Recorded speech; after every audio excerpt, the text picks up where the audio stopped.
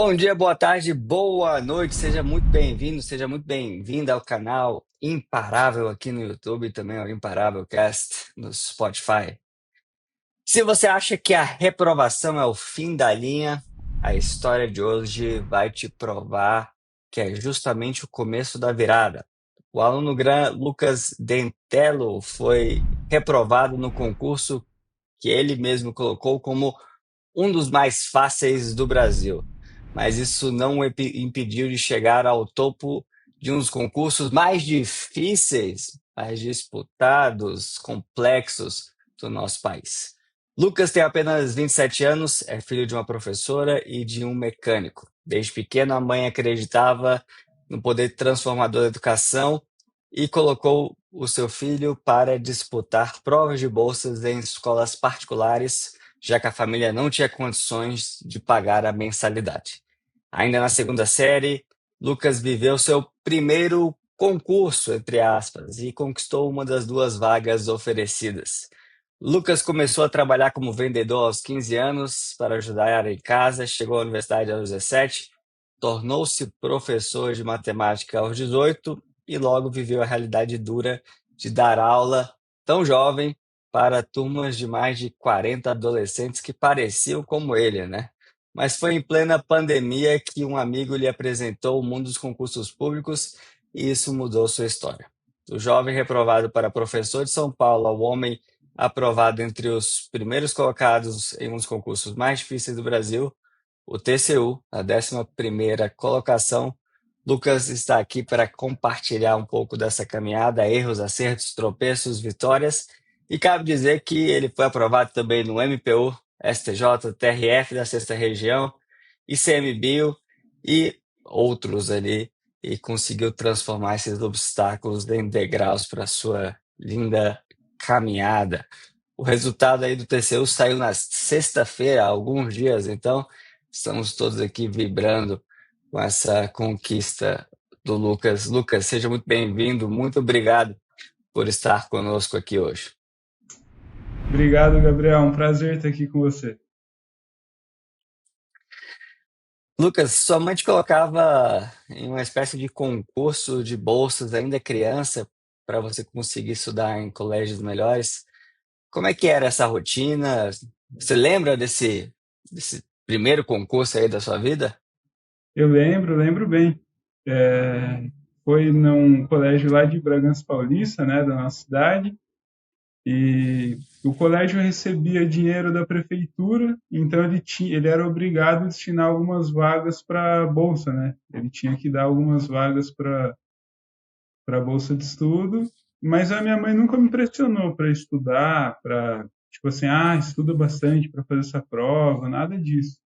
Na verdade, eu nunca estudei para nenhuma prova de bolsa, assim, que eu fiz. Eu sempre fui bem, naturalmente, assim. E eu lembro no dia, assim, eu era bem criança ainda, mas eu lembro bem, todo mundo conversando, tal, pessoal que a mãe colocava para estudar bastante, o pessoal ansioso, tal. E pensei, puxa vida, né, vou fazer, mas sem pretensão nenhuma. E aí deu certo. E a minha mãe tem guardado lá o jornalzinho da cidade até hoje em casa. É muito. Ela gosta bastante, né? Para mim, eu não lembro muito da prova e tal, mas ficou, né? Marcou. Foi bom. E você começou a trabalhar jovem, aí, 15 anos, como vendedor. Foi para complementar a renda da casa? Foi para pagar suas coisas aí? Saiu do cinema com a namorada? Por que que você começou com a namorada? Por que que você começou a trabalhar cedo, Então, já nessa época? eu comecei a trabalhar cedo para ter minhas coisas mesmo. A minha mãe, mesmo depois de grande, de eu conquistar minhas coisas, ela nunca deixou eu ajudar com nada em casa e tal. E era só para mim mesmo, porque eu queria ter essa liberdade, não ter que ficar pedindo dinheiro para ela e tal.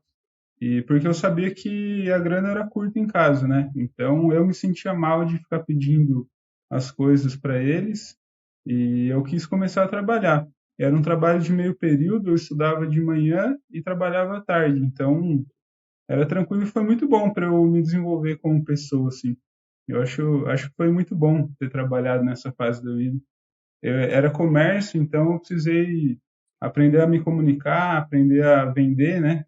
Qualquer coisa que eu tivesse na mão ali. E você era bom vendedor? Bom, eu considero que sim, mas os vendedores também gostavam, os compradores, né, no caso, também gostavam de mim. A galera, a clientela lá era bem assídua, né? Eram clientes fiéis e tal. Tinha continha, tudo, era uma loja bem moda antiga, sabe? E era bem gostoso trabalhar lá, era um clima muito bom, muito familiar, assim, sabe? Era muito gostoso. Uhum. Você, até acho, pensando nessa liberdade, se tornou, na verdade, professor muito jovem, aos 18 anos, dando aula para adolescentes. 18 anos você ainda era um adolescente, né? Se parar para pensar, dando Sim. aula para outros adolescentes. Como é que foi essa experiência? Por que que você seguiu por esse caminho? Era professor particular, era de escola particular? Como é que era? Então, nessa fase ainda, eu dava aulas, que eu tinha uma bolsa de mentoria na faculdade, né? Que nessa época, com 17 anos, eu entrei na faculdade de matemática. E aí, logo no segundo semestre, a minha professora já me chamou para eu ser monitor. Aí eu dava aula para as turmas da faculdade mesmo, mas eram poucas aulas assim, né, de monitoria que eu dava. E já tinha uma carteira de alunos particulares, né, que daí eu ia na casa deles ou eles vinham em casa para eu dar aula particular mesmo pré-vestibular, né? E nesse tempo, junto com tudo isso, eu ainda trabalhava na loja. E aí foi aí que eu comecei. Eu quis fazer matemática a princípio no ensino médio, e até então eu não gostava de matemática, né? Eu comecei a aprender um pouquinho sobre física moderna e tal, e aquilo me intrigou muito. E eu cheguei num ponto que eu não conseguia entender sem entender a matemática que estava ali. E aí eu precisei aprender um pouco mais de matemática avançado bem cedo, né, no ensino médio, para conseguir saciar essa minha curiosidade. E aí eu acabei escolhendo a faculdade de matemática por conta disso. A princípio eu queria ter feito faculdade de matemática em uma cidade fora, né? Mas meus pais não conseguiam me bancar fora. Então, aí eu fiz na minha cidade mesmo, no IF, no Instituto Federal de São Paulo, e foi muito boa. Eu praticamente fiquei a faculdade inteira dando monitoria, assim, e logo depois eu comecei a dar aula no estado mesmo. Aí eu larguei a loja durante a faculdade ainda, e fiquei dando aula no estado. Aí foi loucura total. Aí, poxa, chegava na sala, a criançada não, né? Os adolescentes falavam, puxa, é aluno novo, né? Professor, eu sentava lá na frente e tal. Enfim, mas eu me diverti bastante. Eu sinto muita falta dos alunos. Eu gostava muito deles, eu gosto, né? Muito deles. Como é que apareceram os concursos na sua vida? Então, em 2020, durante a pandemia, eu estava muito próximo assim de um grande amigo meu, que é o Jonas, né? E aí ele estudava para medicina e como não podia se aglomerar e tal, a gente ficava basicamente no escritório do pai dele, na minha cidade, e ele ficava estudando lá. Aí eu falei, poxa vida, né? Vou estudar aqui alguma coisa. E ele era ele é uma pessoa muito inteligente, assim. Então ele começou a me explicar de concurso, tal, que tem várias oportunidades, não sei o quê, porque até então eu nem pensava nisso. E aí, só que é uma diferença muito grande, né, do vestibular para concurso. Então, naquele momento tive um primeiro contato, mas depois disso eu fui empreender, que nesse momento já estava formado na faculdade e tal. E aí eu comecei a fazer modelos matemáticos, tal, para vender e tal, ganhar dinheiro. E, e foi assim que eu tive um primeiro contato, né? Mas em 2023, quando eu reprovei no concurso de professor, aquilo lá me magoou muito, porque em 2023 eu estava numa escola que eu amava estar lá. É uma escola muito boa lá da região. E assim, o clima era muito bom, os professores eram muito legais, tinha tido um reajuste salarial bem expressivo, não é muito para professor, né? Mas era um reajuste bem considerável que tinha acontecido. E aí eu estava ganhando bem melhor do que eu estava antes, numa escola muito boa, e eu amava os alunos, sabe? Eu gostava de estar lá. E aí eu reprovei nesse concurso do estado, E o Estado me colocou numa escola, assim, muito inferior àquela que eu estava, sabe? E aí eu comecei a ficar, tipo, muito triste mesmo, né? E aí, isso foi bem no comecinho de 2024.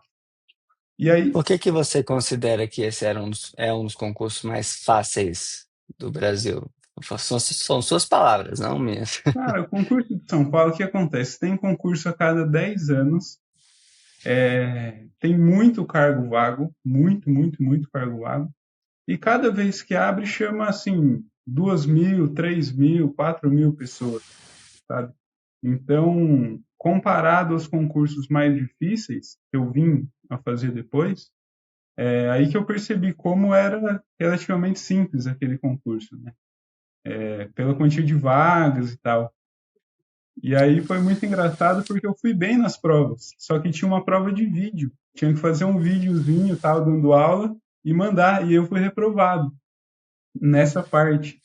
E, e aí, nossa senhora, aí me frustrou muito isso. Mas aí, em 2024, a minha tia, em dezembro do ano anterior, quando eu tinha reprovado, ela falou, viu, vai ter um tal de CNU. Não tinha nem edital aberto, nada. E aí eu peguei e fiz inscrição quando abriu o edital. E aí fiquei dando aula lá. Só que assim, não estava estudando, sabe? Tinha feito inscrição, falei, ela falou para mim fazer, eu vou fazer e boa. E aí eu comecei a não gostar do ambiente que eu estava e quis mudar. Falei, não, eu consigo passar, já fiz inscrição nesse concurso, agora eu vou dar um gás aqui. Eu nunca tive dificuldade para aprender nada, agora eu vou conseguir passar nesse. E aí eu comecei a me dedicar para o CNU mais ou menos em abril, março, abril do ano passado. E o TCU apareceu quando? E os outros aí que você fez no caminho? Então, o CNU foi a prova em agosto, né, do ano passado.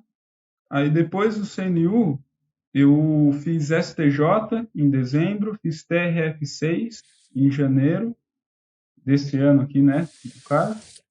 Aí depois MPU, ICMBio e TCU, né, foi o último agora. E, e aí o TCU apareceu bem em um momento que eu estava descansando, porque a minha rotina ela era muito frenética, assim, né? Eu dormia mais ou menos 5 horas por noite. Então, quando passou a prova do MPU, no comecinho de maio, eu estava extremamente sobrecarregado. Eu estava com fadiga, eu não estava conseguindo nem raciocinar direito. Eu estava muito mal, assim, estava com medo de dar algum problema de saúde, inclusive. E aí eu falei, não, agora chega, vou ficar tranquilo. E aí eu fiquei descansando, assim, sem estudar, trabalhando, só que sem estudar. Eu me sentia como se eu tivesse de férias, porque minha carga de estudo estava tão alta que só parando de estudar e continuando trabalhando eu estava me sentindo de férias. E aí eu peguei para descansar maio praticamente inteiro e junho inteiro. E aí quando foi julho, eu comecei a me preparar para o TCU. Eu tinha feito inscrição, tá? Quando abriu, foi um pouco antes, mas eu fiquei esses 2 meses descansando. E aí, em julho, eu voltei a estudar, eu já tinha uma bagagem boa, né? Que eu consegui aprender muito bem.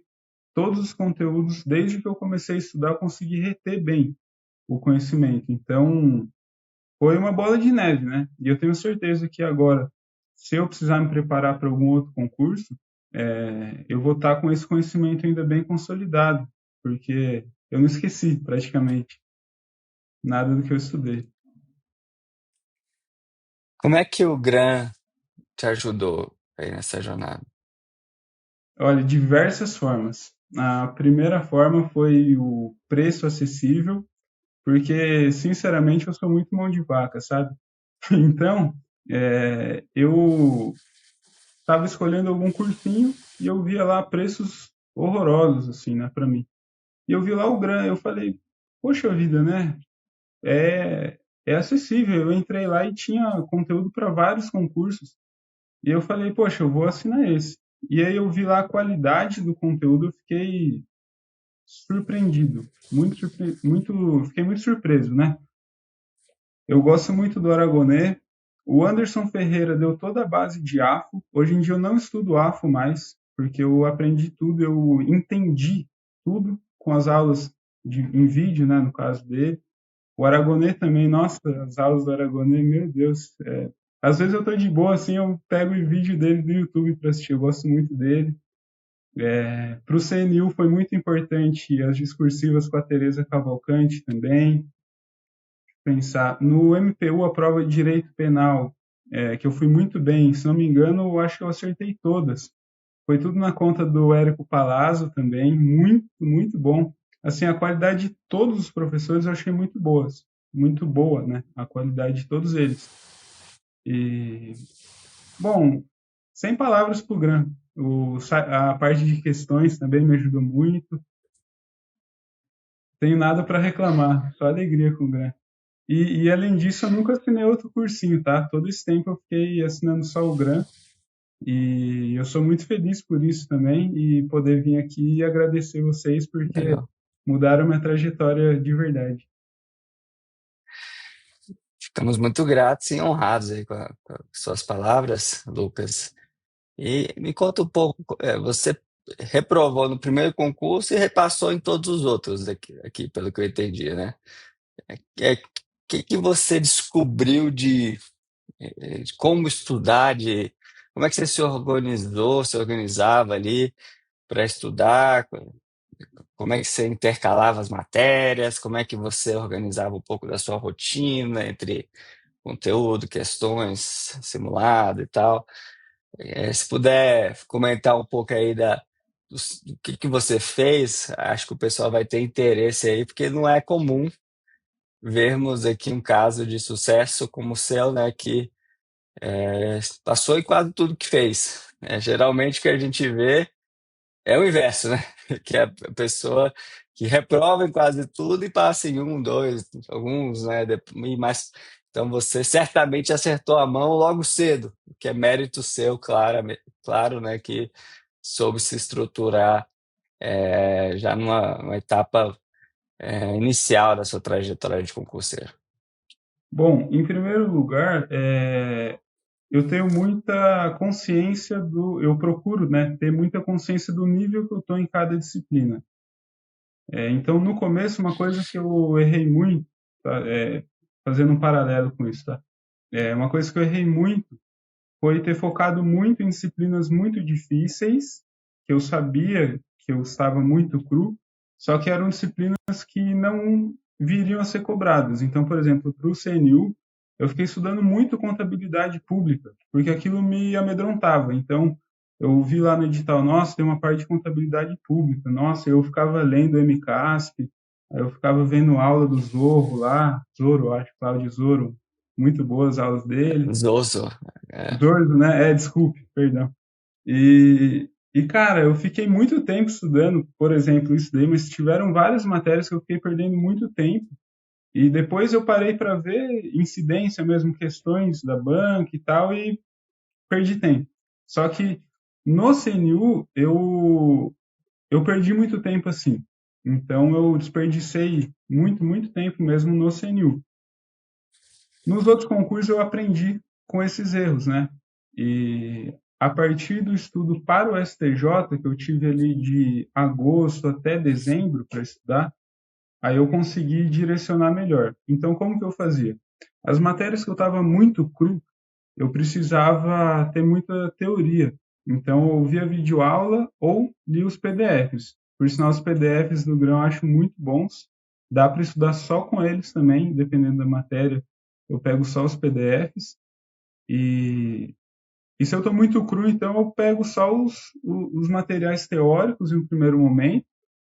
E conforme eu ganho uma certa bagagem ali, aí eu vou para as questões. Até chegar em um ponto que fica intercalado, uma sessão de teoria, uma sessão de questões, e depois, no final, somente questões. E, basicamente é isso, questões como constitucional e administrativo, que eu já considero que eu domino bem, eu não estudei mais desde o TRF6, praticamente. Pro MPU eu só fiz questão, pro TCU também eu só fiz questão. Eu gosto de ver as aulas do Aragonê, mas por gosto, assim, né? Mas é assim, para treino mesmo, só questões. Então, eu considero muito importante o estudante conseguir medir ele mesmo, porque ninguém vai fazer isso por ele. Medir esse nível que ele está em cada disciplina. Porque sem isso, se eu ficar, por exemplo, vendo um monte de aula de um determinado conteúdo que eu já estou muito bom, aquilo não vai me aprofundar. Vai me aprofundar, de repente, uma exceção que, de repente, nem está na aula, porque é muito específica, mas caiu lá numa questão e tal. E foi justamente assim na discursiva do TCU. Na questão discursiva número 2 caiu sobre a IN5. E assim, eu li a IN5 toda, né, algumas vezes antes do concurso, mas passou muito batido a questão que caiu, que é quando que o mapa de riscos tinha que ser atualizado. Era muito específico. E eu só lembrei na hora para fazer a discursiva porque eu tinha feito uma questão antiga do CESP. Eles têm uma questão antiga que cobrou esse assunto. Se eu não tivesse feito essa única questão deles, eu não ia ter acertado, porque eu errei a questão e quando você erra a questão, aquilo me aflige, né? Aquilo aflige o estudante e faz você memorizar. Então, esse é um exemplo, né? Mas várias questões já que eu acertei em prova foram por ter errado questões no treino. Que daí você erra e você, poxa, vai querer saber por que que errou, etc. Mencionamos aqui que o resultado do TCU saiu há poucos dias, o 11º lugar aí no concurso, um feito extraordinário para um concurso tão difícil. Mas eu fiquei sabendo aqui que você se mudou para Brasília recentemente, até antes, esse concurso ainda não chamou, né? E tomou posse no ICMBio. Como é que está hoje essa vida de servidor público federal, morando aqui na capital? Como é que foi essa mudança aí de Bragança Paulista para cá? O contra-cheque diferente? Como é que tá aí todo esse contexto? Cara, tá muito bom, Gabriel. O contra-cheque ainda não veio, para falar a verdade, porque eu entrei no meio do mês, já tinha fechado a folha e tal, mas mês que vem vai cair Daqui o uns dias, dinheiro. né? Então, Falta pouco, uma semaninha aí já vem o dinheiro. E, cara, eu tô muito feliz. O clima, o ambiente lá é muito bom. Eu confesso que se eu tivesse passado nesse concurso e a prova do TCU fosse, por exemplo, agora, mais para o fim do ano, eu não sei se eu teria gás para fazer ele, porque eu realmente estou feliz lá. Eu achei um ambiente muito bom, muito saudável, assim, sabe? As pessoas muito receptivas. É um clima bem diferente de escola. Em geral, o clima de escola é um pouco hostil, assim, né? Difícil para quem nunca trabalhou em escola, mas é bem diferente. Para mim foi um choque de realidade muito grande. Estou gostando muito das pessoas, do trabalho mesmo, da causa do ICMBio também, que é muito legal, proteger o meio ambiente. E é isso, tô muito animado. Ainda não veio minha carteirinha funcional, mas eu quero estar com ela algum dia que eu encontrar o Aragonê na rua e mostrar para ele. e quem sabe a gente se encontre por aí, né? Só não deu para fazer essa entrevista presencial por causa da rotina aí que tá difícil semana, mas você está convidado aí para nos conhecer no GRAM aqui em Brasília, nos estúdios. Vai ser bom aí encontrá-lo em algum momento. Ah, que bacana. Tô animado para isso. E, Lucas, quais são os próximos passos aí? O que você está pensando para o futuro? Cara, agora eu recentemente voltei a treinar, cuidar um pouquinho da saúde, porque me desgastou muito ficar com pouquíssimas horas de sono nesse último ano inteiro, praticamente. Dar uma descansada. Vou continuar estudando, ainda não decidi para qual concurso eu vou estudar agora, mas eu estou sentindo um vazio assim, que parece que falta alguma coisa. Então, ainda não me decidi, mas pretendo estudar com o GRAM ainda para dar próximos passos aí na carreira. Estou fazendo uma não, duas pós-graduações no GRAM também. Estou muito animado com isso, crescer profissionalmente e vamos ver o que a vida nos aguarda aí, o que virá pela frente. Qual conselho você daria para quem está nos acompanhando hoje? Talvez reprovou em um concurso que achava que ia dar certo, como você no início, alguém que está passando uma dificuldade financeira, um aperto, né? Você nunca passou grande necessidade, mas sempre viveu ali com alguma restrição. Qual conselho você daria para uma pessoa que está passando por um momento difícil e que você quer inspirar para que ela se torne imparável, como você foi e é na sua jornada? Bom, o primeiro passo é não desistir, porque momentos ruins virão. E tem uma filosofia japonesa que eu gosto muito, que ela diz: mesmo no dia de sol, nunca se esqueça da tempestade, né? Então, você tem que se preparar para os momentos da vida quando você está bem.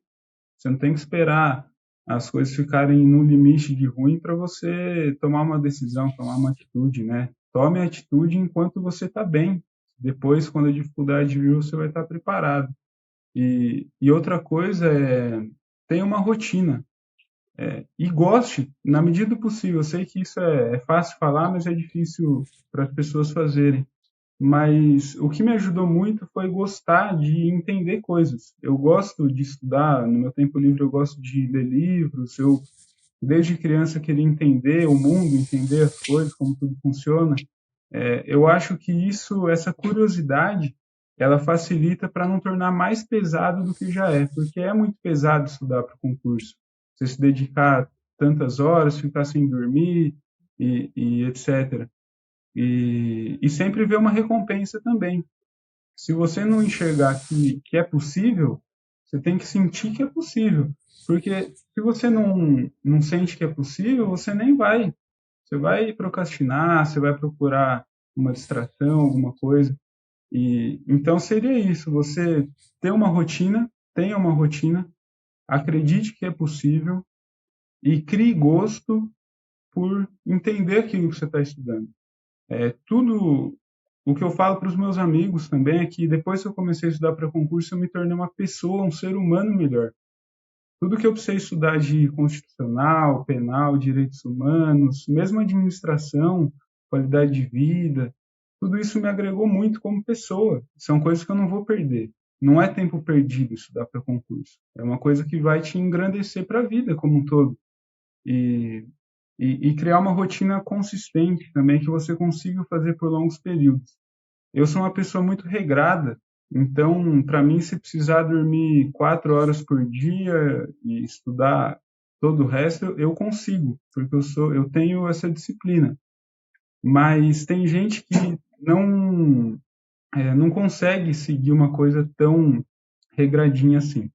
E essas pessoas, às vezes, tentam fazer coisas mirabolantes. Por exemplo, não está estudando nada e, de repente, vou estudar 6, 7 horas por dia e aí não consegue, se frustra e desiste. E isso daí acontece com dieta também, pessoal, enfim. E isso acontece porque as pessoas não fazem uma rotina que é adequada àquilo que elas conseguem fazer. Você sempre tem que fazer uma rotina adequada com o que você consegue fazer. Se você conseguir estudar 2 horas por dia, mas todo dia sem falhar, é melhor do que você fazer um plano mirabolante de estudar 8 horas por dia, estudar na primeira semana e depois largar a mão para o alto, porque você entrou em burnout, né?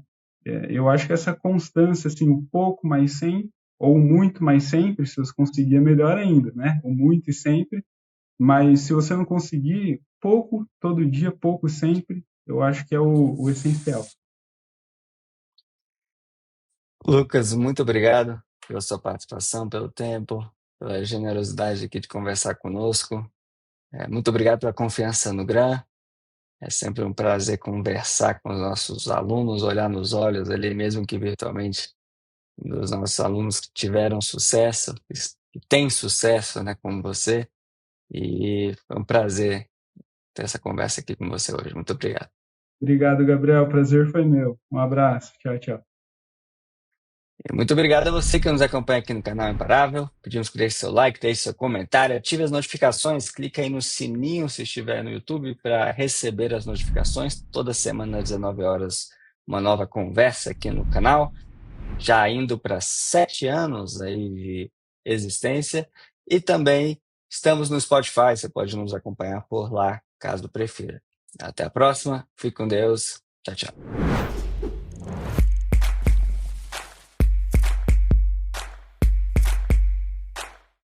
Você quer assistir a conversas como esta, inspiradoras, de imparáveis que conquistaram seus sonhos e passaram por desafios muito, muito grandes?